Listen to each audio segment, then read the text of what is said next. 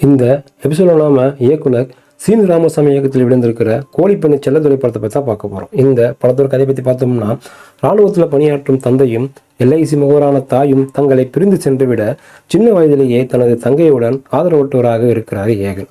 பசியோடு அலைந்து திரியும் அவர்களை கோழிப்பண்ணைக்காரரான யோகி பாபு பராமரித்து பாதுகாக்கிறார்.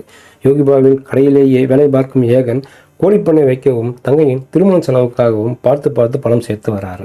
நிலையில ஏகனின் தங்கை காதல் வலையில் விழ காதலனை புரட்டி எடுக்கிறாரு ஏகன். இறுதியில தங்கையின் காதலுக்கு ஏகன் மறுப்பு தெரிவிக்க காரணம் என்ன, ஏகனின் தாய் தந்தை பிரிய காரணம் என்ன, இதாங்க அந்த படத்தோட மீதி கதை.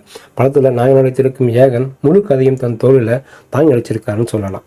யதார்த்தமாக நடித்து மனதில் பதிந்திருக்காரு. தங்கைக்காக வாழ்வது, அவன் மீது பாசம் காட்டுவது என நடிப்பில் படைச்சிடுறாரு.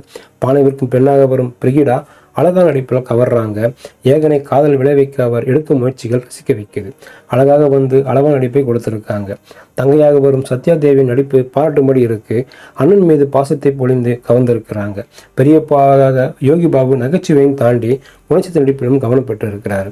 ஐஸ்வர்யா தத்தா, லியோ சிவகுமார், நவீன், கதாநாயகி தந்தையாக வரும் சுரேஷ் என அனைவரும் கொடுத்த வேலையை சிறப்பாக செஞ்சிருக்காங்கன்னு சொல்லலாம்.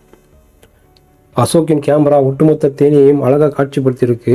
என்ன ரகுவின் இசை படத்திற்கு உயிரோட்டமாக அமைஞ்சிருக்குன்னு சொல்லலாம். படத்தில் இடம்பெற்ற பாடல்கள் அனைத்தும் கேட்கும் ரகமாக இருக்கு. அண்ணன் தங்கை பாசத்தை மையமாக வைத்து படத்தை இயக்கியிருக்கிறாரு இயக்குனர். சில காட்சிகள் ஜீவிக்கும்படி அமைந்திருப்பது பலகீனமாக இருக்கு. அதே போல ஒரு சில காட்சிகள் நாடகம் போல் அமைந்திருக்குது. தனக்கே உரிய பாணியில் யதார்த்த வாழ்விலை சொல்லி இருக்கிறாரு. தேவையில்லாத காட்சிகளை தவிர்த்திருக்கலாம்னு தோணுது.